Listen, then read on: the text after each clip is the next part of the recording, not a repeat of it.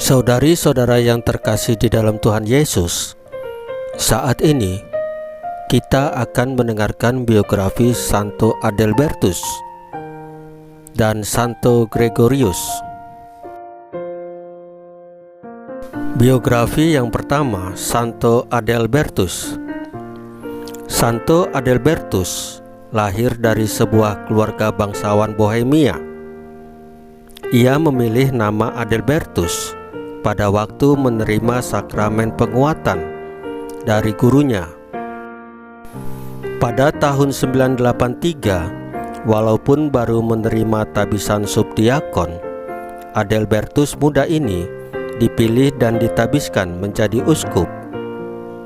Ketika usaha-usahanya untuk menciptakan pembaruan-pembaruan di antara klerus dan kaum awam mendapat perlawanan, Adalbertus menanggalkan jabatannya sebagai uskup pada tahun 990 dan masuk sebuah biara di Roma.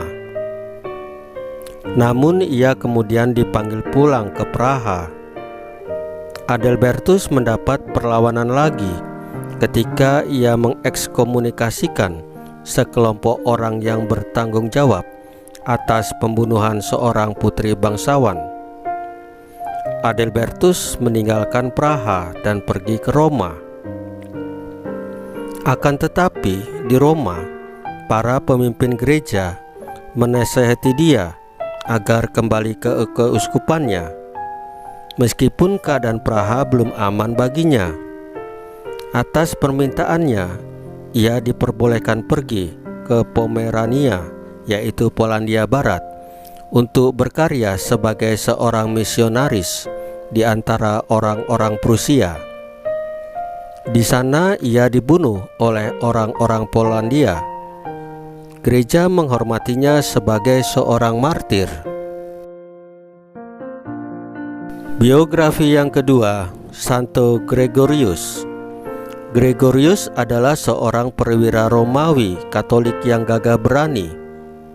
Semula ia sangat dihargai oleh kaisar karena hubungannya yang baik dengan rakyat dan bertugas membela kepentingan rakyat jelata di hadapan penguasa kekaisaran.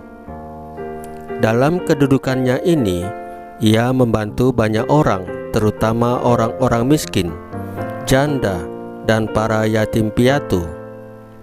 Ketika Kaisar Diocletianus melancarkan penganiayaan terhadap orang-orang Katolik, Gregorius sebagai wakil rakyat dan kesatria sejati tanpa takut-takut melindungi orang-orang Katolik, bahkan berani mengecam perbuatan keji kaisar.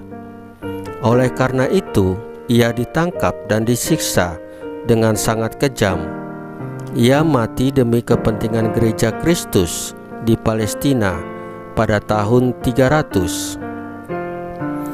Di kemudian hari, keperwiraan Gregorius diwarnai dengan banyak cerita menarik yang melukiskan dia sebagai pejuang yang gagah berani dan jujur demi tegaknya keadilan dan kebaikan umum. Gregorius mengalahkan kejahatan dengan mati bagi Kristus dan gerejanya. Sejak abad ke-8, namanya sudah dikenal luas di seluruh gereja. Ia diangkat sebagai pelindung suci bagi kerajaan Inggris dan pelindung militer karena keberaniannya menolong sesama yang menderita. Santo dan Santa adalah orang yang percaya kepada Tuhan Yesus, sehingga mereka tetap melayani dan mewartakan Injil walaupun banyak rintangan, bahkan nyawa taruhannya sekalipun. Marilah kita mencontoh sikap, cara berpikir, cara bertindak dari Santo dan Santa Katolik. Tetaplah melayani sesama dengan kasih Yesus, dan tetaplah mewartakan Injil dalam hidup kita sehari-hari di tengah masyarakat kita. Tuhan Yesus memberkati kita semua.